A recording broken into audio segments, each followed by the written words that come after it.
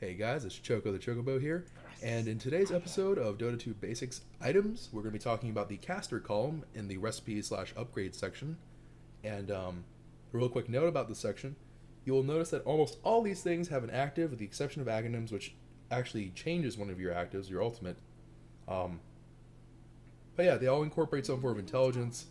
They're usually used on intelligence heroes, not that it bars you from doing it on any other kind of hero, but historically speaking, they're used more on the intelligence heroes because it adds to their mana pool. A lot of these items add to the mana regen. So they're all pretty handy for intelligence heroes to kind of keep themselves applicable and relevant into the late game because your spell damage doesn't really scale up very well. So let's get right into it. The first item that I'm going to talk about is the Force Staff. This can be used on an ally or enemy, and what it will do is it'll send them flying 600 units in whatever position they're looking forward to. So I'm kind of aiming down this way, right? If I use it on myself, I'll go flying 600 units in the direction I'm facing. That said, you can also use this to kind of go up hills, past terrain, stuff like that. So let's say that I was being pursued. I'm trying to escape and I don't have time to kind of make that roundabout. I can go ahead and just do that, go right over the hill, and no problems there. Of course, downhill, same thing. All this stuff is pretty good. Now, that can be used to help you close a space in terms of getting to an engagement. It can help you kind of make distance between you and an enemy. You can also make an enemy get closer to you, right? So you can also send someone out of position. So right here I have a Wild Wing who's going to be my unfortunate victim. I'm going to send him flying forward, and now he's separated from the rest of the pack. Now imagine if that was an enemy hero with no ability to blink or anything like that. He's removed from the fight, and it can be really, really devastating to be pushed out of position through the Force Staff. Now, you should note that it is 200 more expensive, I believe 200 more expensive than the Blink Dagger. Yep. And, some people will be like, oh, well, I think Blink Dagger is better because it's a lot easier to use, it's a little bit more distance, and the cooldown's better, and that's true.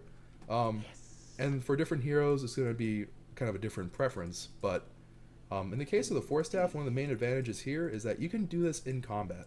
Which you cannot with Blink Dagger, because Blink Dagger is primarily used as an initiation. For those of you who are familiar with more advanced techniques, you can obviously take yourself out of the fight through Yules or Puck's E, for example. But Force Staff, always something handy to have, also can be used on enemies, which makes it a great tool to have in your arsenal. The next item is the Crom Nakhon, but I'm going to skip that and the Dagon because those have upgrades, and I just don't want to touch that yet until we get to that. So I'll put that at the end of this section here. So next we have Yules. Yules is an item, and Yules is an item that allows you to put someone in a cyclone for 2.5 seconds. Now, you'll note that it says that the target is invulnerable, which is very kind of interesting, I suppose, in that if you cast it on an enemy, right, they are invulnerable, but it removes them from the fight, which allows your team to either do work, or just kind of disable them, catch them out of position so your team can get ready to do work, which is very handy. In addition, you can use this on yourself. Now, in old versions of Dota, they also you were able to cast it on your teammates. If I'm not mistaken, that has been removed. The only other person you can use it besides enemies is yourself. So you can see right here, if I double tap it, I'll throw myself in a cyclone. And if you do that, you're able to dodge damage. So if you're really, really good at this, you can dodge crazy things like Lina ults and I don't know, crazy Nyx stuns and junk like that. It's pretty intense. So something definitely to keep an eye out for. It's also on the cheaper side here, so because everything here is cost ordered, right? So if you get the Ganem Scepter, you're getting movement speed, a decent amount of mana regen item. This is the first Void Stone recipe that you can get, besides Perseverance. So it's very handy. It's actually a really strong item to have. It also gives you a little bit of movement speed, which is a little bit weird in that it's not a percentage, but a straight number, and that is really handy. I think it's about the boots, regular boots are 50? Yeah, and that's 30, so it's nothing to scoff at. It's still pretty handy.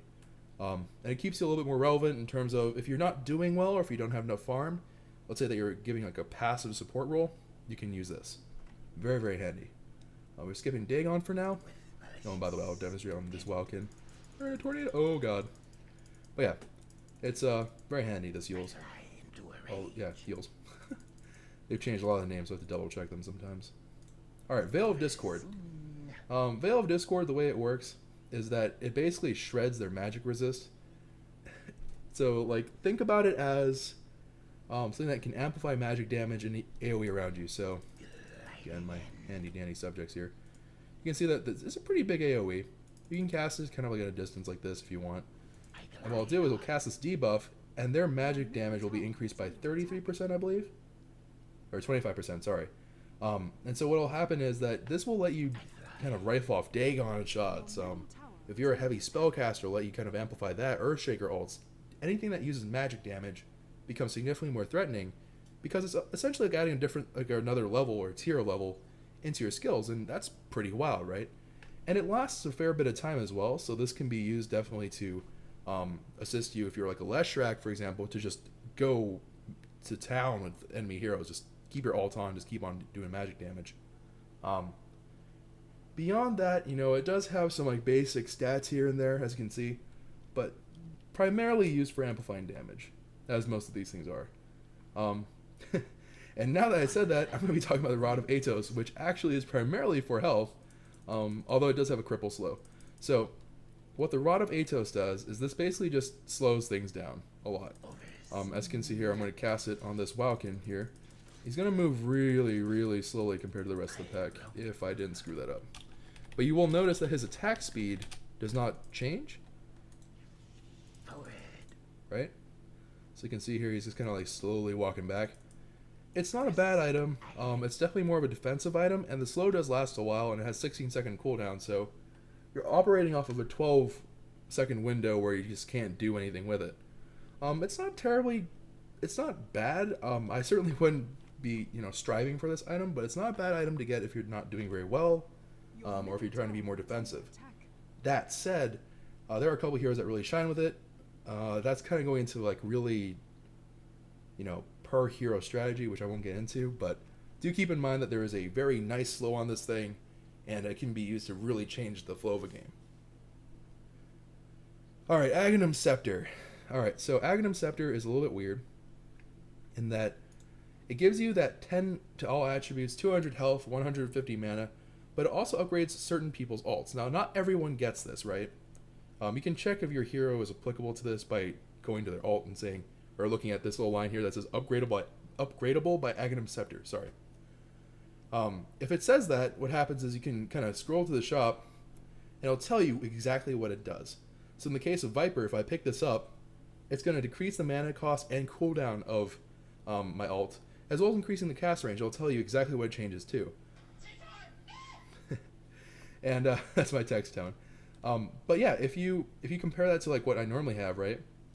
It would cost me 250 at the end game, which is a half reduction, right? You have the AoE increases. I think it's from like 700 down to or up to 900, which is nothing to laugh at. It's a pretty long distance. It'll let you engage from pretty far away, and that cooldown goes from what 30 seconds at end, 80 at the beginning, down to 12. So Aganems can really have a massive impact. Now that said, there are certain heroes where you have to think about it in terms of what you're getting. Some of them will actually up your mana costs. Some of them won't actually help you very much. So you have to consider whether or not it's appropriate for your game. I know for me, I personally dislike getting an Ganem Scepter on heroes like Lina and Lion just because I don't see the point whenever you can, you know, do the comparison of a Dagon versus an Aganems, and it gets weird. But something to think about, something that can be helpful. Those stats definitely are not bad. So definitely something to kind of keep in mind. Orchid Malevolence. Now, I'm going to go ahead and drop some of these other items here and pick up our new... Oops. Obviously I can't place an item in an item. What is this, Inception? Alright. Oh. Oh, shrimp. Alright. So here we have the Orchid Malevolence. You can read the description for yourself. I'll click it so you can see the ingredients. But basically what the Orchid Malevolence does is it allows you to silence a target for 5 seconds. Now that in and of itself is great, but then it adds an extra little thing here which says that it amplifies the damage it takes by 30%. One very important thing about this is that that damage is incurred after the duration of Orchid Malevolence. A lot of people think it's like a direct increase. It's not. So bear that in mind, but it's pretty handy. And this item is actually seen on a lot of agility heroes, right? So you'll think about things like Clinks, stuff like that. You know, they just have a toggle attack that drains their mana pool. And they need attack speed and stuff, but they're not necessarily an intelligence heavy character. So this allows them to kind of balance that out. You get the attack speed and the damage. You also get a lot of mana regen, and the intelligence boosts helps your baseline of mana, which is very helpful. So definitely something to keep in mind. I'm going to try to demonstrate this here without doing too many terrible things. Come here. Oh, baby. Alright. So here you'll see I'm doing like a pretty consistent amount of damage, and then all of a sudden it's going to pop and kill him like that. That's the Orchid going off. So pretty handy. Moving right along, we have the Refresher Orb. Refresher Orb is extremely self-explanatory. You gather the components. This thing has a massive cooldown. You can see that 200% mana regen. Cost-wise, it doesn't really make sense to go for it for mana regen purposes, but for that alt refresh is huge. All your items, so all your everything basically, is just ripped out of cooldown, with the exception of the Refresher Orb, obviously. And you can actually cast all your skills again. Now, to do that, you need to use that 375 mana, and this is on like almost the 3-minute cooldown. So you want to kind of keep your eye out for it. But if you're a hero, let's say like Tidehunter, or I've seen some pretty weird Darkseer plays actually with this. But there's a ton of heroes that, you know, they have a huge AoE team fight ability, and having it twice can really wreck the game. And this allows you to do that, right? So here you can see I'm going to have my ult. I'm going to cast it, and it's on a 30-second cooldown. I'm going to go ahead and use a Quinsu as well. I use Refresher Orb. Both things are up. So really cool, really handy. And you can't do that in the real game, so unfortunately you do not get to take advantage of that. But it has a beastly cooldown, so do be cautious about that. Before we go into the two upgradable ones, the last one we have to talk about is Scythe of Vise. Now this thing is probably the creme de la creme of, if you're going to go for a utility item that helps in a team fight, this is the item to get. Unlike Yules, it does not make them invulnerable, and it completely destroys their ability to do anything. They can't do anything because they're hexed, which is very, very handy. And it's there for 3.5 seconds. It's on a 35-second cooldown, so it's a little bit on the longer side, but still very, very handy. They slow down, and it gives you a fair bit of mana regeneration and a whopping 35 intelligence. And that's because one of the main components of this, of course, is Mystic Staff. And the only one that shares that as a component item is the Shiva's Guard, which is a completely different item. And it beats it down in intelligence anyway. So bear that in mind. Huge, huge item. Very, very handy. It'll help you subsidize your mana costs a lot. And I'm going to demonstrate this for you. I did it already once, but it'll change him to a harmless little critter. And you can see here, he's going to wander back. Pretty handy. It'll throw people off. You can use it to interrupt channeling spells, all that good stuff. You can use it just to disable one person in the enemy team, and you can just go ham-tar on them, which is really handy. But anyways, that's enough of that. Let's go on to the upgradable things. I'm going to talk about Dagon first, because that's a lot easier. Basically, this Dagon, if you're familiar with Lion, is just a straight nuke. So you'll see here that it has a bunch of different stats that change. Your intelligence upgrades per upgrade, and what that means is, if you click on Dagon, you'll notice that there's a Dagon level 2. To get that, all you need is a Dagon level 1 and another version of the recipe. So to build the initial Dagon, I need this, and this recipe here. To get to level 2, I'm going to have to rebuy that recipe, the same exact one. There's no other one that you have to go find, it's just the same exact recipe for Dagon. You can buy that up to 4 more times, and what that'll do is it'll upgrade you all the way up to level 5. And level 5 is a beastly item. This thing is crazy, but it costs a lot, right? So that's the trade-off. But Dagon is a little bit of a misunderstood item. Not many people see it very often for some reason. There's some heroes that use it a lot, like Nyx Assassin tends to use it, stuff like that. But some people just never really see this because they don't understand it. And it's actually a really great item. If you want to be a main contributor in team fights for damage and you're an intelligence hero, this is not a bad way to go. Increase your intelligence, but that is not the important part. The important part here is that you have this huge nuke here. It goes up from 400 all the way up to 800. That actually reduces cooldown and mana cost each time you upgrade it. So it goes all the way from a 35-second cooldown to a 15-second cooldown, 180 mana to 100 mana. Now, when you put that relative to other people's abilities and skills, this starts rivaling like Lina ults, Lion ults, major nukes. And it is for a fraction of the cost and a fraction of the cooldown time. This is actually better than a lot of those ults out there, which makes it very interesting to use. That said, It's not really reliable because you are for 15 seconds not able to use it, and it's, you know, it can be hit and miss, but for the most part, it's a pretty reliable item to have for damage. So that's that. The Crom Nakhon, same thing as Dagon in terms of the way it works. You buy the recipe again after buying the main components once, and then you get the upgraded version. And you can upgrade this up to 3 times, and what it does is it gives you these little warrior dudes. Now I'm going to have to go back to base to show you exactly how this works. So excuse the hike. But basically what it does is whenever you use this item, you'll summon 2 little warrior dudes. One's going to be an archer, and one's going to be like a knight warrior dude. So the melee and ranged ones have different abilities. Now those abilities kind of scale up and change depending upon the level of the Crom Nakhon, so I'll try to show you what they look like. So here they are at level 1. You know, 40 damage, 25 damage, not really impressive. They have a fair bit of armor, and their movement speed isn't bad, right? So I have a base speed of 290, that's not... No, that's right. So 293, right? Something seems weird. Oh, because the archer aura. So the archer's making faster. Okay. So I'm a little bit lower than that. But anyways, they're pretty quick on their feet. And this one, the melee one, has a mana break ability. So that's kind of like anti-mage's skill, in that it'll burn mana per hit. And it actually shows you how much it'll level up by each time you level up the Crom Nakhon. So it goes from 25 to 75. Don't die on me, dadgummit. So it's pretty handy to have, just kind of have him following around. And the trick here is that if they kill him, he'll kind of do one final move on them, which is called Last Will. Whatever unit kills the Crom Nakhon warrior will take damage for killing him. So it'll do a huge kind of nuke damage that goes from 400 to 600. Very, very big.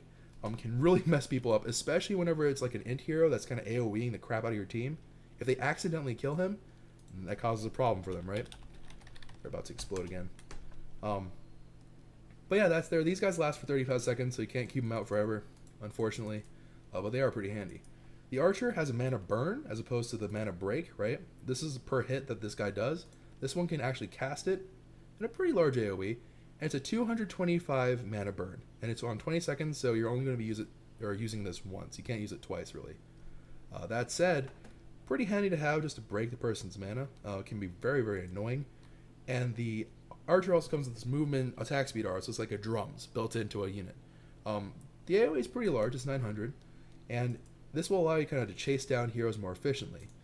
So you can see what it looks like here at level 2. They get bigger, so like it's a little bit easier to tell. Their movement speed also goes up. And let's see what they look like at level 3. Oh, and by the way, if you do have a refresher, you can get like up to 4 of these guys. It's pretty weird. They don't stack though, unfortunately, so don't be all excited. Be like, oh, I could stack like 1,000 of these dudes and do like infinite movements. You can't do that. But one major thing to note here is at level 3, the warrior gets a new ability, which is the True Sight. This is huge. In 1,000 radius around the warrior, you can see invisible units, right? So it's like having a portable sentry ward that you can cast. Now, the nice thing here is that it's not a gem, so you can't ever drop it.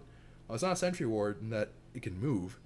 And unlike a dust, it's something that's constantly there. So for the duration of 35 seconds, you have invis detection, and it's really, really great. And oh my god, what do you people want from me? But yeah, so it's a pretty handy item. Can definitely be useful in the department of detecting invisible units. And the nice thing here is also that the stats they give, it gives you a little bit of strength, which will help your HP line, as well as giving you some intelligence. So pretty handy. 80-second cooldown whenever it hits max level. I think that's the same for the beginning. Yeah. So very handy thing to have. Definitely something to look into. If you are confident about your micro, if you're not confident about it, just skip it. Don't even worry about it. It will be more of a problem than help. Unless you just want to have like a follow you, I guess, but you'll never use your mana burn. I guess you can do that, but I don't know. I wouldn't do it. Anyways, guys, thanks so much for watching. Leave me some comments and feedback in the comment section below, which is what it is for. And I will see you guys in other videos. Have a good day.